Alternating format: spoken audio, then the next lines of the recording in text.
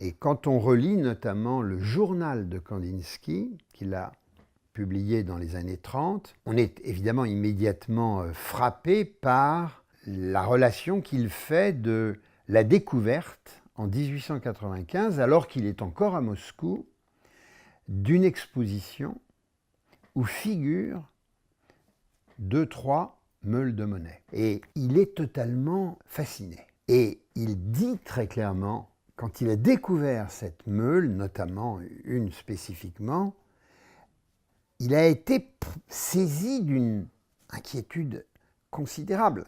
Parce que si le sujet n'est pas fondamental, on peut donc s'en passer.